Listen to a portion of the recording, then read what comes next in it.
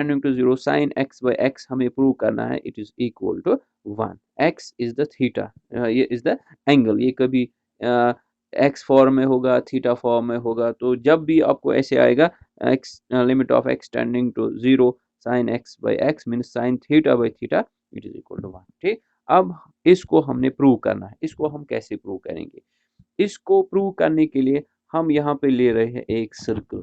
हम यहाँ पे पहले ले रहे हैं यहाँ पे एक सर्कल। जिस सर्कल की हम रेडियस ले रहे हैं, ये जो सर्कल है इसकी रेडियस है आर, और ये जो सर्कल है इसका जो सेंटर है दैट सेंटर इज ओ। ठीक, फिर हम क्या करते हैं, फिर हम इस सर्कल में हम लेते हैं एक एंगल जो आपको दिख रहा है फ्रॉम द फिगर। देखिए इसमें हम एक एंगल ले रहे हैं, एंगल ए ओ बी। यहाँ पे एक एंगल हम ले रहे हैं, एंगल ए ओ बी। ठीक, तो वही यहाँ पे हम लिख रहे हैं let A O B a small angle of measure X radian. हम यहाँ इस सर्कल में एक स्मॉल एंगल लेंगे, एंगल ए ओ बी, जिसका मेजर है X radian, described at the centre O of a circle. जो कि हम जो एंगल हम डिस्क्राइब करते हैं सर्कल के सेंटर पे, और इस सर्कल की रेडियस कितनी है आर। ठीक, ए एन, उसके बाद हम क्या करते हैं, ए से एन पे हम डालते हैं एक perpendicular. A N is drawn perpendicular from A on O B. A से हम ड्रॉ करते हैं यहाँ पे एक perpendicular A N on O B. फिर हम क्या करते हैं उसके बाद, एट बी, जो यहाँ पे ये पॉइंट बी है, at B B C is drawn. हम बी सी ड्रॉ करते हैं, यहाँ पे आपको दिख रहा है डॉटेड। ठीक, B C is drawn perpendicular to O B, और ये जो बी सी है ये हम डालते हैं इस ओ ए ओ बी को परपेंडिकुलर, यानी बी से हम ड्रॉ करते हैं एक टेंजेंट। ठीक, साइज दैट कि इस रेडियस के साथ ये एंगल बनाता है 90 डिग्री। तो इसी को हम बोलते हैं at B B C is drawn perpendicular to O B to meet. और जब ये परपेंडिकुलर हम ड्रा करते हैं ऐसे, ये मीट करता है ओ ई प्रोड्यूसर को कहाँ पे, at point C, producer at C. ठीक, जैसे कि हम फिगर में देख सकते हैं। ठीक, तो अब यही फिगर यूज करके हम प्रूव करेंगे that limit of x tending to 0 sine x by X is 0। तो यहाँ तक हमने फिलहाल लिया एक सर्कल, जिस सर्कल में हमने एक एंगल लिया, एंगल ए ओ बी। फिर हमने ए से ड्रा किया perpendicular on O B, B C हमने ड्रा किया एक और परपेंडिकुलर ऑन ओ बी, जो कि मीट करता है ओ ए प्रोड्यूसर को एट पॉइंट सी। तो हो गया है ये पोर्शन। ठीक, अब फ्रॉम द फिगर, अगर हम फिगर की ओर देखेंगे, यहाँ पे कुछ ट्रायंगल्स बनते हैं। मसलन यहाँ पे हमें बनता है एक ट्रायंगल है, यहाँ पे ट्रायंगल ए ओ एन जो आपको दिखेगा, ट्रायंगल ए ओ एन, ये वाला ट्रायंगल है ट्रायंगल ए ओ एन। और यहाँ पे बनता है एक और triangle, triangle O B C, या हम बोलेंगे ट्रायंगल सी ओ बी जो है, ये एक और ट्रायंगल यहाँ पे बनता है। साथ ही में यहाँ पे एक सेक्टर बनता है, ये वाला sector, sector A O B जो है ये एक सेक्टर है। ठीक, ये जो तीन बनते हैं यहाँ पे हमें, एक तो ट्रायंगल ए ओ एन और सेक्टर ए ओ बी और ट्रायंगल सी ओ बी, इनका एरिया अगर हम कंपेयर करेंगे, ठीक, तो वो कैसे कंपेयर हो सकता है, वो ऐसे, अगर हम लेंगे यहाँ पे एक सेक्टर, ये जो सेक्टर है हम लिखेंगे area of sector A O B, जैसे आपको फिगर से ही दिखेगा obviously that area of sector A O B is less or equal to area of sector AOB is less or equal to area of triangle COB। यानी ये जो sector AOB है इसका एरिया या तो लेस देन हमें दिख रहा है आराम से, लेस देन ट्राइंगल COB, और इसका जो एरिया है it can be equal to area of triangle COB। ठीक, और साथ ही में देखा हमने ये एरिया ऑफ सेक्टर, हम area of sector A B लिख सकते हैं लेस और equal area of triangle C O B, और इसके बाद ही हम ये एरिया ऑफ सेक्टर लिख सकते हैं ग्रेटर और equal to area of triangle A O N, greater और equal to area of triangle A O N. यानी ये जो बीच में सेक्टर हमें यहाँ आता है इसका एरिया हमें क्या आ सकता है, लेस और equal to triangle C O B, greater और equal to triangle A O N. तो हो गया ये। ठीक, अब इक्वलिटी कब अराइज हो जाएगी, यहाँ पे इक्वलिटी तब अराइज हो जाएगी इन तीन के बीच अगर x टेंड करेगा टू 0। अगर x टेंड करेगा टू 0 मीन ये एंगल यहाँ पे 0 आएगा। जब ये एंगल 0 बनेगा यहाँ पे, तो उस टाइम क्या हो जाएगा, उस time point A, point C और पॉइंट बी ये तीनों जो है ये कोइंसाइड करेंगे यहाँ एक ही पॉइंट पे। सो एज अ रिजल्ट हम बोलेंगे उस टाइम ये जो तीन एरियाज हैं they will be equal to each other, ठीक है ना।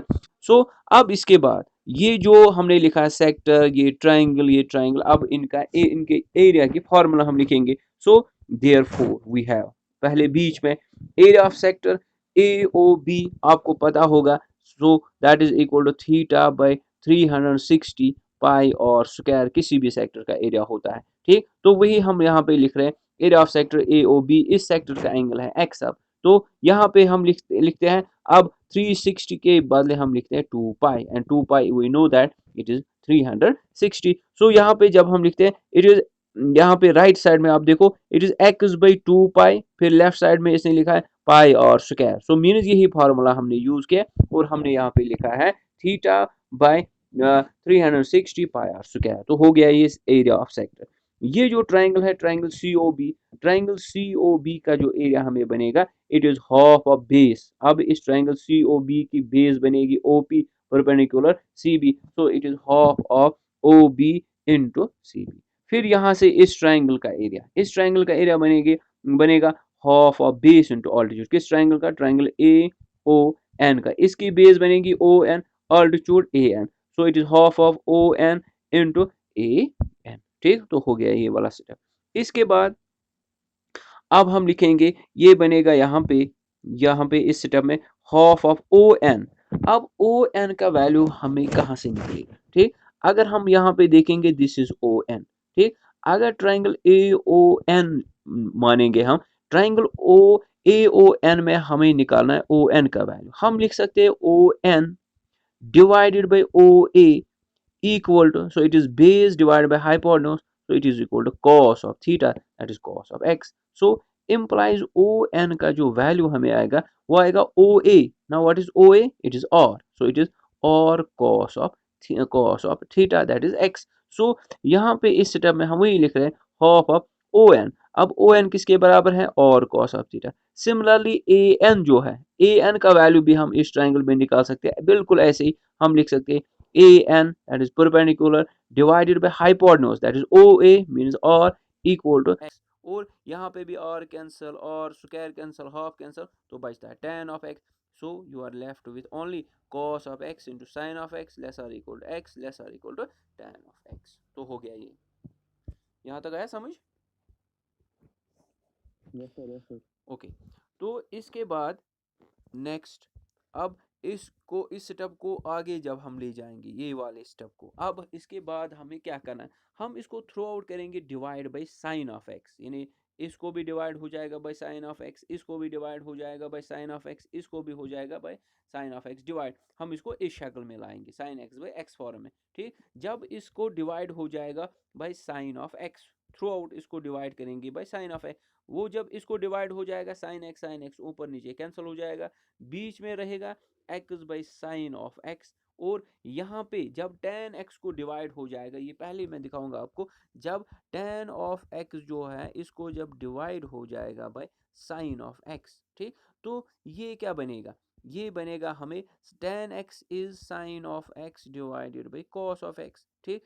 इसको डिवाइड है 1, so this will be into 1 divided by sine of x, ठीक। So sine x will cancel, this will be equal to 1 divided by cos of x, ठीक। So means जब हम इस टर्म को डिवाइड करेंगे throughout by sine of x, we are left with cos x less और equal to x by sine x less और equal to 1 divided by cos of x, जो आगे हमें मिलेगा, ठीक। नेक्स्ट इमेज में ये यहाँ पे आ रहा है,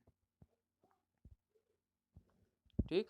तो ये स्टेप मैंने आपको दिखाया, जब इसको डिवाइड करेंगे बाय साइन एक्स, ये बनेगा cos x लेस और equal to x by sine of x less और equal to 1 divide by cos of x, ठीक। अब इसके बाद हम क्या करेंगे, इसका अगर हम रेसिप्रोकल लेंगे थ्रू आउट, हम इसका रेसिप्रोकल लेंगे थ्रू आउट, तो ये क्या बनेगा, हमें cos x का रेसिप्रोकल बनेगा 1 by cos x, x by sine x का रेसिप्रोकल बनेगा sin x by x, 1 by cos x का रेसिप्रोकल बनेगा cos x। लेकिन यहाँ पे साइन ऑफ इनइक्वालिटी है, साइन ऑफ इनइक्वालिटी जब होती ठीक है है भाई। तो उस टाइम अगर हम रेसिप्रोकल लेते हैं तो इनइक्वालिटी चेंज हो जाते हैं, मीन्स यहाँ पे लेस देन होता है वहाँ पे वो ग्रेटर देन बन जाता है, यहाँ पे ग्रेटर देन होता है वहाँ पे लेस देन बन जाता है। सपोज अगर मैं यहाँ पे लिखूंगा 5, 5 इज लेस देन 10, तो this is true, 5 is less than true.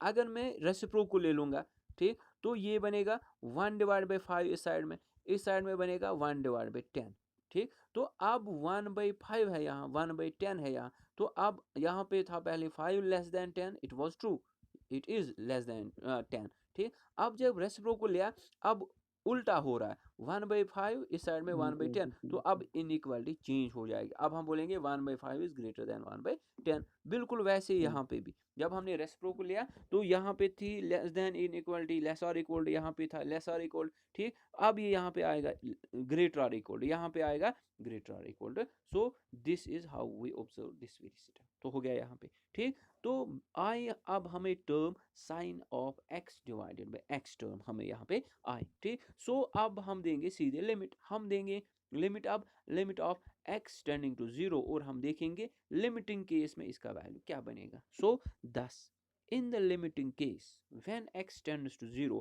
यानी लिमिटिंग केस में जब x टेंड करेगा टू 0, अगर यहाँ पे सीधे x को वैल्यू देंगे 0, इट इज नॉट डिफाइंड, ठीक। लेकिन हमने इस साइन x बाई x को किसी खास चीज में हमने इसको लाया है, हमने इसको लाया है sine of x by x greater और equal to cos of x, greater equal to cos of x, और यहाँ पे लेस और equal to 1 divided by cos of x। तो अब इस सेटअप के जरिए हम बोल सकते हैं फिर इसका लिमिट क्या बनेगा, as x tends to 0। So thus in the limiting case when x tends to 0, जब x टेंड करेगा to 0, the value of sine x by x, तो उस टाइम जो value of sine of x by x जो है is equal to both, ये दोनों के बराबर होगा, it will be equal to cos x as well as it will be equal to 1 divide by cos of x, जो हमने पहले ही बोला है फ्रॉम द फिगर कि इन द लिमिटिंग केस जब x टेंड करेगा टुवर्ड 0, तो area of all the three will be equal.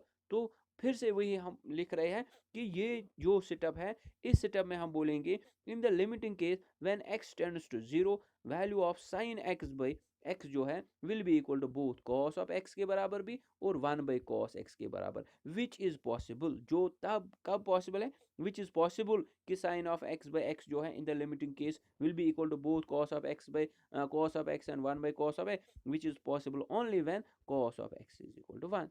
मीनस यहाँ पे cos x का वैल्यू 1 देंगे, यहाँ पे cos x का वैल्यू 1 देंगे, तो सिर्फ और सिर्फ उस time sine of x by x जो है it will be equal to cos x as well as it will be equal to 1 by cos of x, या इन अदर वर्ड्स हम बोलेंगे ये बीच वाली term sine of x will be sine of x by x जो है ये इस एरिया और इस एरिया के बराबर कब आएगा, जब दोनों होंगे इक्वल टू 1, ठीक। तो 10, तो फिर हम बोलेंगे in the limiting case as limit of x tends to 0, हम बोलेंगे मीन्स अगर हम इसको लिमिट देंगे हर साइड से तो ये बनेगा limit of x tends to 0 1 by cos x, इसको भी limit of x tends to 0 sin x by x, इसको भी limit of x tends to 0 cos of x, means ये उस टाइम हम बोलेंगे in the limiting case limit of x tends to 0 sin x by x is greater or equal to, इस time हमने बोला limiting case में cos of x should be equal to 1, और ये जो है it should also be equal to 1 divided by इसका cos x भी 1 के बराबर, ठीक। सो मीन्स अब यहाँ पे हमें आया limit of x tends to 0 sin of x divided by x greater or equal to 1 less और इक्वल टू 1, ठीक है ना। तो इस चीज से अब हम क्या बोलेंगे, सो मीन्स इस साइड में भी ये आता है इक्वल टू 1 और इस साइड में भी ये आता है equal to 1, so thus we may say that limit of x tends to 0 sin x by x is equal to 1, ठीक है ना। तो इसकी फॉर्म आपको कभी ऐसे भी मिल सकती है, limit of theta tends to 0 sine of theta divided by theta, so this is also equal to 1। कभी आपको ये इस शक्ल में मिलेगा limit of x by 2 tending to 0 sine of x divided by 2 divided by x by 2, तो ये भी आएगा इक्वल टू 1, ठीक है ना। तो मुख्तलिफ जगहों पे आपको मुख्तलिफ तरीकों से ही मिलेगा, आपको सिर्फ फार्मूला रखने याद, यानी अगर limit of angle tends to 0 होगा, यहाँ पे साइन ऑफ एंगल है और होल डिवाइडेड बाई एंगल है, so that is equal to 1, ठीक। तो ये है ऐसे sine of x divided by x whole divide by, it is not angle divided by angle.